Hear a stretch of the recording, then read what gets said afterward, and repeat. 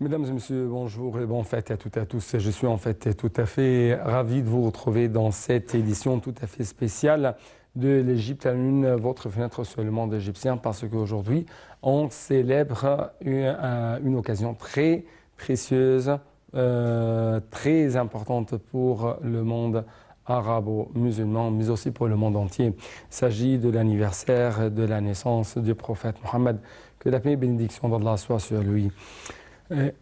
Et en fait, chers téléspectateurs, si je puis dire, aujourd'hui, à cette occasion, on trouve que notre président égyptien Abdel Fattah al-Sisi a assisté à la célébration tenue spécialement pour commémorer l'anniversaire de la naissance du prophète Mohammed, paix et bénédiction soit sur lui.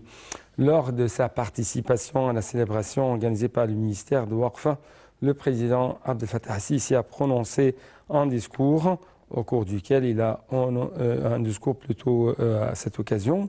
Également, au cours de ces cérémonies de la célébration, M. le Président a honoré un nombre des oulémas distingués au cours des dernières années, dont l'ex-président de l'Université de l'Azhar, Dr Ahmed Omar Hashim.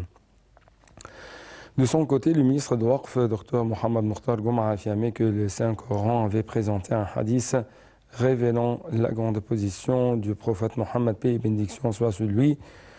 Il a souligné la nécessité de faire la différence entre les constantes et les variables, ajoutant que le prophète Mohammed, paix et bénédiction soit sur lui, avait ouvert la porte à la diligence et au renouvellement des variables et des développements dans un large gamme.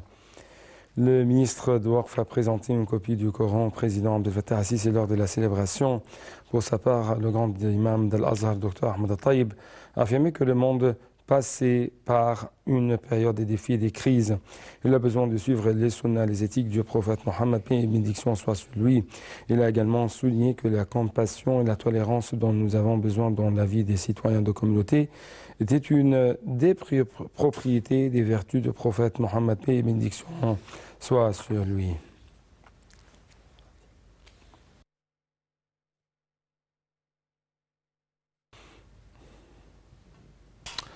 En fait, nous avons actuellement en ligne de l'Interview international Dr Magda Amer. C'est une prédicatrice islamique, Dr Magda Amer. Tout d'abord, bonne fête et merci beaucoup pour nous rejoindre à travers la ligne de l'Interview international.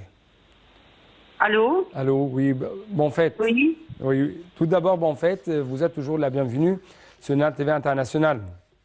Oui. Bonne fête pour la naissance du prophète. On célèbre aujourd'hui la naissance du prophète sallallahu alayhi wa sallam. Oui, sallallahu alayhi wa sallam. Oui, bien sûr. Donc, à cette occasion, permettez-moi de vous poser cette question. Comment nous pouvons, si je peux dire, tenir à des valeurs très importantes, très précieuses, qui ont, si je peux dire, une relation tout à fait importante concernant la sunna de notre prophète Mohammed, que la paix et bénédiction d'Allah soit sur lui, par exemple la solidarité. Notamment, comme vous savez, non seulement l'Égypte, mais aussi le monde entier passe par des crises très sérieuses. Et c'est pourquoi on a assisté aujourd'hui à des discours très importants concernant le fait de comment tenir, de comment appliquer les différentes valeurs de la sunna de notre prophète Mohammed pendant de telles conditions très sérieuses. Ouais. Eh bien, pour commencer, il faut dire que c'est un jour qui est très particulier. On célèbre en fait la naissance d'un réformateur de l'humanité. Tout l'univers a célébré sa naissance et ainsi il y a eu une réformation de tout. C'est un réformateur pour toute l'humanité. Alors, si on a compris ça, Allah subhanahu wa ta'ala dit dans le Coran, قَدْ جَاءَكُمْ نُورٌ وَكِتَابٌ مُبِينٌ. On comprend ainsi qu'il était une lumière pour l'univers. Avant l'islam, la situation était ainsi, ils étaient dans l'obscurité. Ainsi, avec l'islam, la lumière a émané. En fait, le fanatisme était propagé partout. Et là, on apprend d'après l'islam que la piété, c'est le seul critère de discrimination. Avant l'islam, ils ont souffert de la cruauté. Et ainsi, il y a eu la miséricorde après l'islam. Ouais. Avant l'islam, c'était aussi l'égoïsme. Et on a appris du prophète sallallahu alayhi wa sallam la compassion.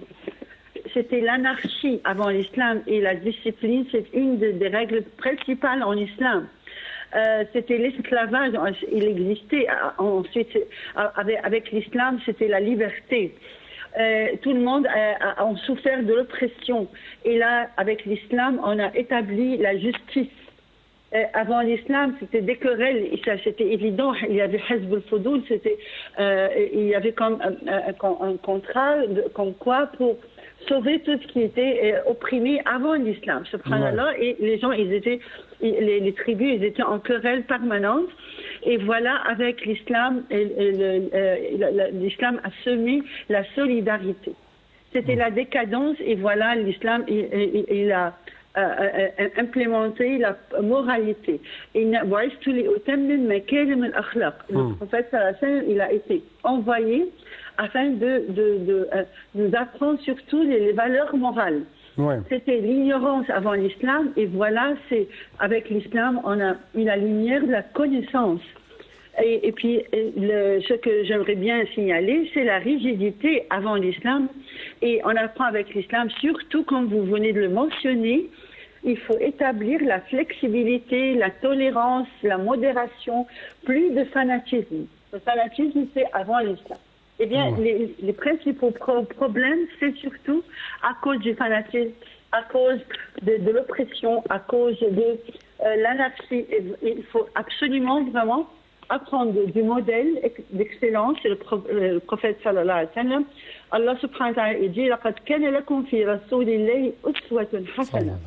Et voilà, on a un modèle, il faut suivre les pas du prophète sallallahu alayhi wa sallam, et on a sur tous les plans un exemple. En tant que gouverneur, en tant que gouverné, en tant que père, en tant qu'époux, en tant qu'ami, sur tous les plans, il faut suivre ses pas. Ouais. Sa mode de vie était très important. Il a corrigé les mœurs. Il a légiféré les règles. La bienveillance, c'est très important. Comment il faut prendre la permission avant de rentrer, ne pas visiter les gens sans leur informer. Et plein de moralité qui doit être mise en pratique et non pas théorique. Telle que comment traiter les valeurs morales, telles que comment traiter le voisin. Comment protéger les droits du docteur, fœtus avant sa naissance. Ouais. On a des droits du fœtus de le protéger, de ne pas le tuer. La femme, comment elle était torturée avant l'islam. Il a restitué tous ses droits, même les droits d'écologie. Il ne faut pas polluer l'eau. Subhanallah. On a les droits du voisin, comment le traiter avec... le droit au voisin, que ce soit musulman ou non musulman. C'est toujours... Même s'il est non musulman, voilà, même s'il est... Donc c'est toujours athée, une sorte de... Même s'il est athée, ça n'a rien à voir. Ouais. On a le droit du décédé, le décédé de la personne qui est morte, le corps, il faut le protéger, il faut l'enterrer, etc. On a des droits il faut l'héritage, etc. On a les droits de la rue. Le droit de se soumettre au gouverneur, le droit, on a plein de droits, mais sans Allah, le prophète l'avait l'air. Si on ne suivait pas des prophètes, on est vraiment sauvé. Mais malheureusement, on est loin de le suivre et on copie enfin, il y a toujours des fitna, comment dire, et des gens qui propagent des moralités. Oui.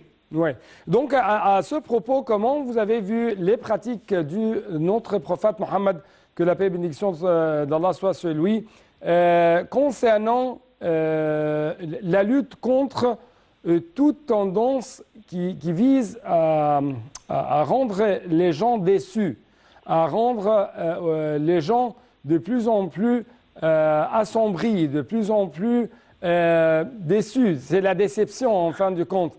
Donc, qui rend les gens de plus en plus pessimistes. Et c'est presque tout à fait le contraire pour l'islam et les pratiques de l'islam par notre prophète Mohammed, que la paix et bénédiction d'Allah soit sur lui. C'est-à-dire, encore une fois, toujours, notre prophète était optimiste dans les différentes conditions. Et quelles que soient ces conditions, c'est toujours, il y a une sorte de travail, mais aussi une sorte de croyance à Allah qu'il va sauver. Qu'il va le sauver. Ouais. Vous voulez dire qu'il y a des conceptions erronées qui se répètent, mais c'est ça, ils ont des intérêts quelconques, politiques ou quoi que ce soit, à défigurer, si l'on peut dire, l'image de l'islam. Alors que quand on... Je parle avec plus de précision. Je parle que l'islam lutte toujours contre le pessimisme, contre ceux qui essayent de rendre les gens déçus. Non, l'islam est pour la pensée positive et pour les valeurs et il incite à adhérer aux valeurs morales. Ouais.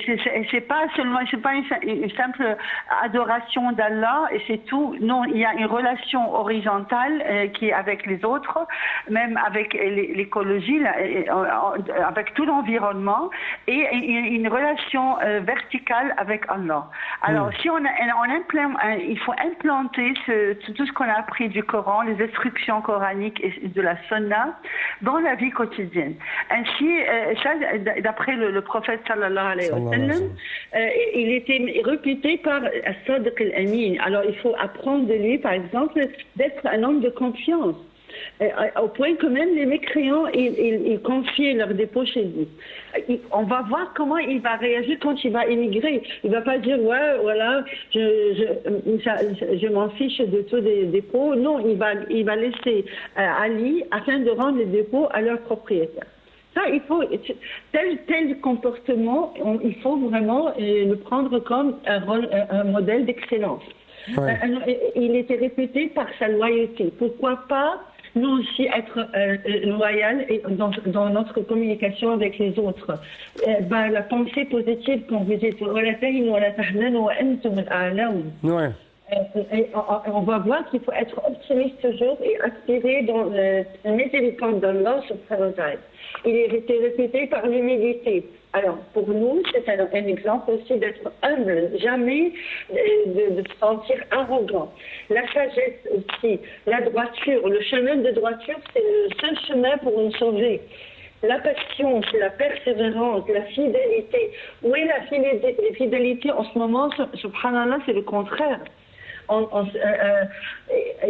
faut vraiment adhérer à ces valeurs qui ont beaucoup de poids dans la vie moderne, seulement surtout la fidélité et la détermination pour Inch'Allah, entrer dans le paradis.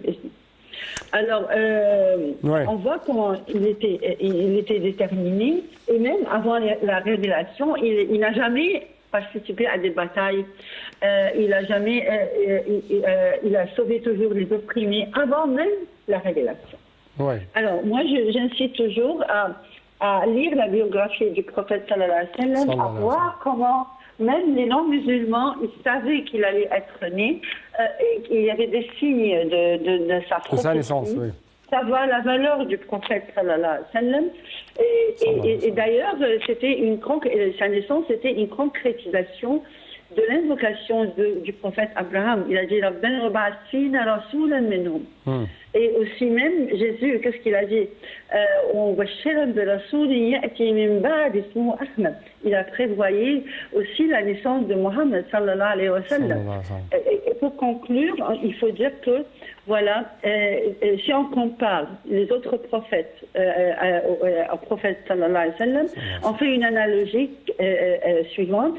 C'est comme si c'était un homme qui a construit une maison et qu'il a l'embellie, excepté un endroit de briques. Briques, oui. Tout le monde passe et tourne autour de la maison et se demande où est la brique. Eh bien, le prophète sallallahu alayhi wa sallam, c'est la brique et il est le dernier du prophète.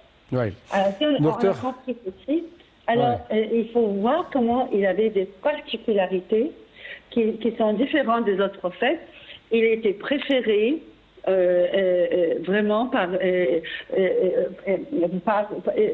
que je vais mentionner, par des paroles concises et Ces paroles étaient concises et raffinées. Il a vaincu l'ennemi par la peur.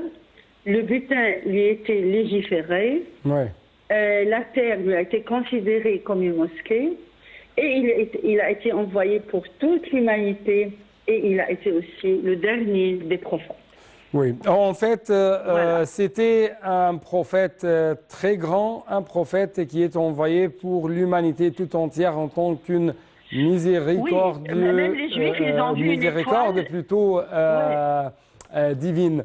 Docteur Magda Amer, merci beaucoup pour de tels éclaircissements de votre part et de telles explications concernant les valeurs accordées ou même laissées par notre prophète Mohammed, que la paix et bénédiction d'Allah soit sur lui, pour que les gens, l'humanité tout entière en profitent.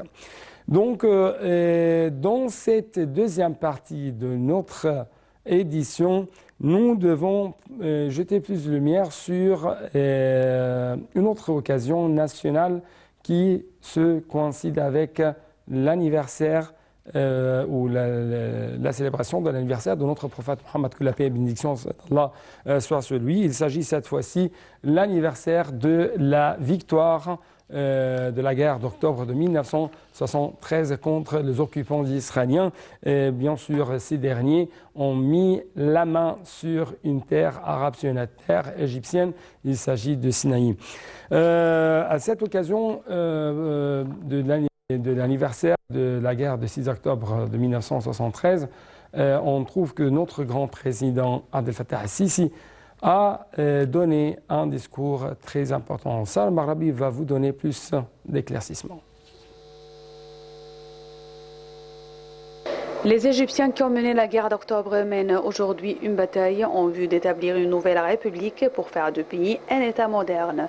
C'est ce qu'a déclaré hier le président Abdel Fattah al-Sisi lors de son discours prononcé durant le 36e colloque organisé par les forces armées à l'occasion de la célébration du 49e anniversaire de la guerre d'octobre.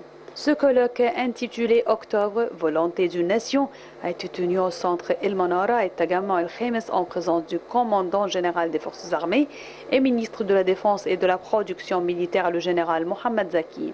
Le chef de l'État a ajouté que dans la vie des nations, les défis ne prendront jamais fin, appelant le peuple à s'inspirer des défis qu'avait affronté la génération d'octobre et de sa lutte en vue de transformer la défaite en une victoire. Le président Sisi a indiqué que les Égyptiens avaient payé un prix cher en vue de récupérer le Sinaï, soulignant que le combat contre le terrorisme allait de pair avec celui de la construction et du développement. Et Sisi a salué lors de ce colloque les hommes des forces armées à l'occasion de l'anniversaire de la victoire d'octobre. Il a aussi rendu hommage au président Anwar el-Sadat qui a pris la décision de la guerre à l'institution militaire nationale dont il a affirmé avoir l'honneur d'être l'un de ses fils. Il a précisé que les relations entre les forces armées et le peuple égyptien étaient éternelles, saluant les martyrs qui ont sacrifié leur vie pour garder la liberté de ce pays.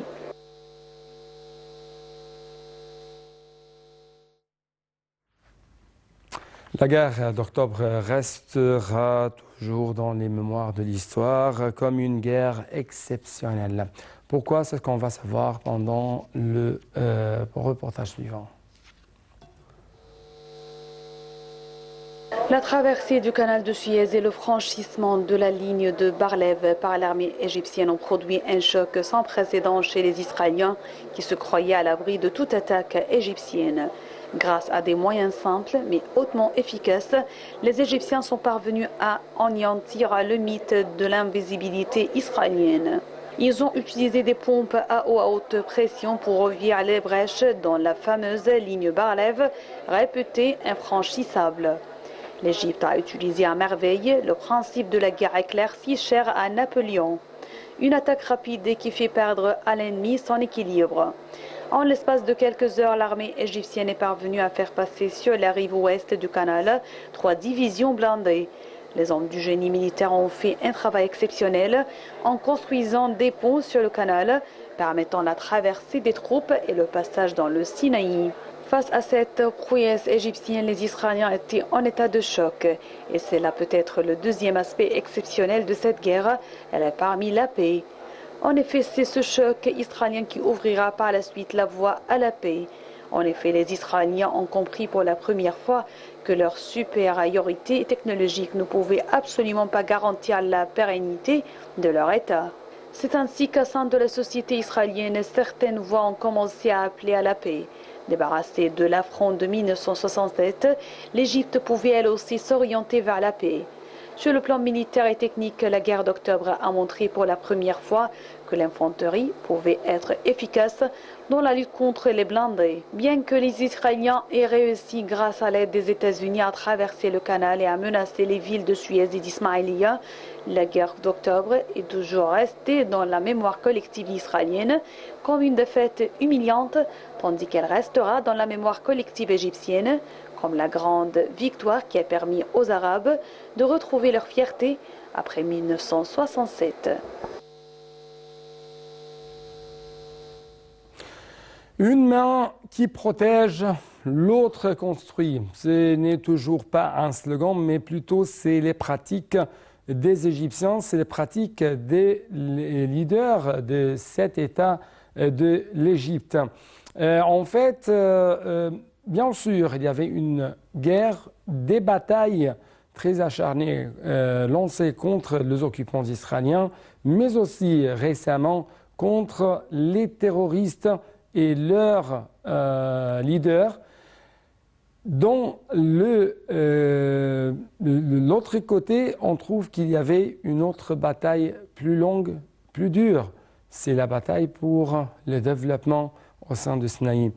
Comment? C'est ce qu'on va savoir à travers le reportage suivant et à travers les explications de notre collègue Hassan Al-Maghrabi qui va vous donner plus d'informations en ce qui concerne les projets, les grands projets, les armes des Égyptiens pour lutter pour le développement.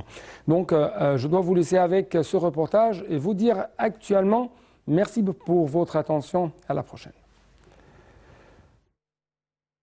Un plan de développement global au Sinaï. Un budget record d'un demi-milliard de dollars a été alloué au développement du Sinaï, grâce auquel une série de projets de développement a été lancée avec l'objectif de créer des emplois pour les jeunes Sinaouis, d'ancrer les idées que le Sinaï fait partie intégrante de l'État égyptien et d'effacer certaines convictions adoptées par la population du Sinaï en raison de décennies de négligence.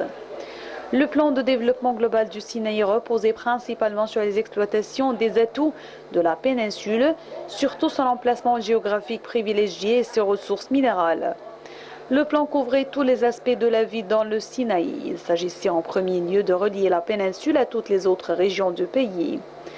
La péninsule possède aujourd'hui 6 tunnels qui passent sous le canal de Suez, en plus de ponts fixes d'Al-Salem et de plusieurs ponts flottants. Elle compte aussi 3 grands ports maritimes et un aéroport. Une infrastructure qui permettra d'installer entre 2 et 3 millions de personnes d'ici 2030 dans le Sinaï et entre 6 et 8 millions de personnes d'ici 2050.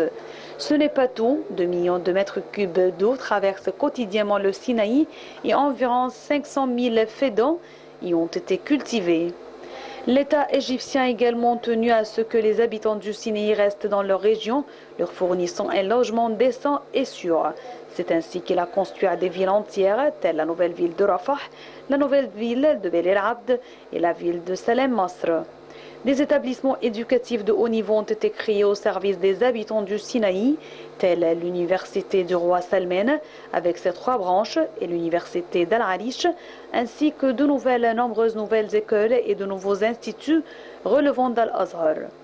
Au niveau de la santé, plusieurs hôpitaux et centres médicaux ont été modernisés alors que de nouveaux sont sous construction. Grâce aux efforts de développement déployés au Sinaï, les citoyens vivant dans la péninsule se sentent désormais égaux aux autres citoyens égyptiens. Aujourd'hui, le Sinaï est enfin libéré, que ce soit par l'évacuation des forces d'occupation, par l'extermination du terrorisme ou par le lancement d'un véritable projet de développement global sur ces terres.